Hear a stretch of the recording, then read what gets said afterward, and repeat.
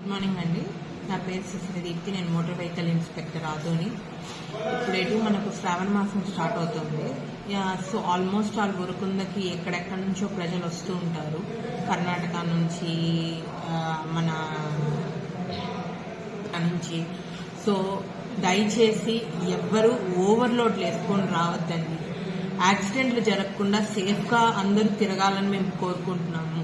So almost all మేము ఇదే రోడ్లో ఉంటాము. మాకు కానీ మీరు దొరికారు ఓవర్లోడ్ వేసుకొని ఆటోల పైన కూర్చొని పడుకొని గూడ్స్ క్యారేజ్లో డబుల్ డక్కర్లా వేసుకొని ఇలా మనుషులు తీసుకొచ్చారంటే మేము కేసులు రాస్తాము.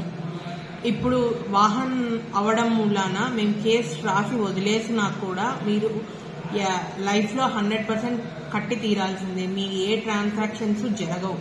సో అన్నీ లాక్ అయిపోతాయి. అండ్ ఆల్మోస్ట్ ఆల్ వెహికల్స్ మేము ఇక్కడే సీజ్ చేస్తున్నాము. సో పోలీస్ వాళ్ళతో కానీ మేము కంబైన్డ్గా చేస్తున్నాము. అండ్ మా సబ్ కలెక్టర్ గారు ఇప్పటికే చాలా సార్లు చెప్పారు ఇలాంటివి మేము ఎంకరేజ్ చేయము అని. సో దయచేసి ఎవ్వరూ వేసుకొని రావద్దండి. మీ ప్రాణాలు మీరు కాపాడుకోండి. ఈ యాక్సిడెంట్ జరిగి దాని తర్వాత పరిణామాలు ఎంత దారుణంగా ఉంటాయో మనం రెగ్యులర్గా చూస్తున్నాము, అందరికీ చెప్తున్నాము. సో ఇలాంటి పరిస్థితి ఎవరు తెచ్చుకోకుండా అందరూ సేఫ్గా హెల్తీగా దేవుని దర్శనం చేసుకొని అందరూ ఆయన కృప పాత్రలు కావాలని కోరుకుంటున్నాను. సో దయచేసి ఎవ్వరూ ఓవర్లోడ్లు వేసుకొని రావద్దండి. గూడ్స్ క్యారేజ్లో డబుల్ డక్కర్లు వెయ్యొద్దండి. సో ఎందుకంటే బ్రేక్ వేస్తే ఎంత దూరంలో పడుతుందో కూడా మీకు తెలియదు. ఈ వర్షాలు పడుతుంటాయి, రోడ్లు బాగాలేవు. సో దయచేసి అందరూ జాగ్రత్తగా ఉండాలి. ఈ నెల రోజులు చాలా సేఫ్టీగా ఉండాలని నేను కోరుకుంటున్నాను. థ్యాంక్స్. అండ్ ఇంకొక విషయం అండి, మోస్ట్లీ కామవరం కాలువ దగ్గర నీళ్లు తుంగభద్ర ఫుల్గా ఉండడం మూలన ఆ ఏరియా అంత సేఫ్టీగా లేదు.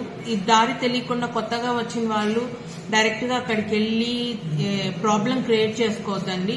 కొంచెం సేఫ్టీగా డ్రైవ్ చేయండి.